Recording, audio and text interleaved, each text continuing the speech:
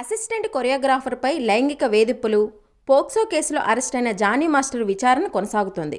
మూడో రోజు విచారణలో జానీ మాస్టర్ కీలక విషయాలు వెల్లడించినట్టు తెలుస్తోంది.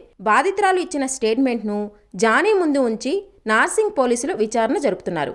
ఈ కేసులో కీలకమైన టెక్నికల్ ఎవిడెన్స్ కోసం పోలీసులు ప్రయత్నిస్తున్నారు. అయితే విచారణలో బాధితురాలే తనను వేధించిందని జానీ మాస్టర్ చెప్పినట్టు సమాచారం. తనపై చేసిన ఆరోపణలు నిరాధారమైనవని, ఢీ షో ద్వారా తనకు తానే పరిచయం చేసుకుందని జానీ చెప్పారని తెలుస్తోంది. మైనర్గా ఉన్న సమయంలో లైంగిక దాడి జరిగిందనేది అబద్ధమని, తన టాలెంట్ ను గుర్తించి అసిస్టెంట్ కొరియోగ్రాఫర్ గా అవకాశం ఇచ్చానని జానీ పేర్కొన్నాడు. ఈ క్రమంలో తనని పెళ్లి పేరుతో మానసికంగా టార్చర్ చేసిందని, అంతేకాకుండా అనేక సార్లు బెదిరింపులకు దిగినట్టు విచారణలో జానీ చెప్పారు. పోలీస్ కస్టడీ విచారణలో భాగంగా జానీ మరో కీలక విషయాన్ని చెప్పినట్టు తెలుస్తోంది. తాను పడుతున్న ఇబ్బందిని డైరెక్టర్ సుకుమార్ దృష్టికి కూడా తీసుకెళ్లినట్టు, బాధితురాలతో సుకుమార్ మాట్లాడినా మార్పు రాలేదని వెల్లడించారు. తనపై కుట్ర జరిగిందని, ఎవరో వెనుక ఉండి కుట్ర చేశారని, తన ఎదుగుదలను ఓర్వలేకనే ఈ కేసులో ఇరికించినట్టు జానీ విచారణలో పోలీసులకు తెలిపినట్టు అనేక వార్తలు వస్తున్నాయి. ఇక మరోవైపు రంగారెడ్డి జిల్లా ప్రత్యేక పోక్సో కోర్టు అనుమతించిన జానీ 4 రోజుల పోలీస్ కస్టడీ శనివారంతో ముగియనుంది.